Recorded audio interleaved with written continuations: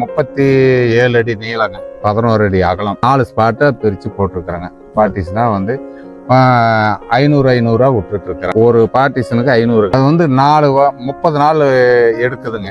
இந்த அறுவடைக்கு வர்றதுக்கு 30 நாள் எடுக்குதுங்க. சேல்ஸ் பண்றதுக்கு 30 நாள்லயே வந்துருது. 30 நாள்ல வந்துருதுங்க. ஓகே. அந்த 30 நாள்ல வருது அப்படின்னா 4 வாரங்க.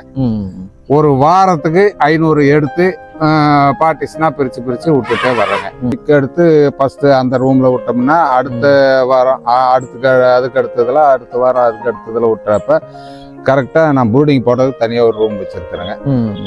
அது அந்த டார்க் ரூம்ல ப்ரூடிங் போட்டு எடுத்து ஒரு வாரத்துல இதுல விட்டுருவாங்க.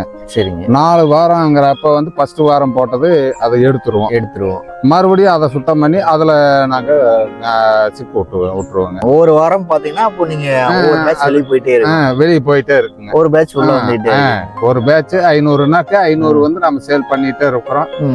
அப்புறம் வாரம் வந்து சிப்பு ஃப்ரெஷ்ஷா இறக்கிறேங்க. ஃப்ரெஷ்ஷாவே இறக்கிறேங்க.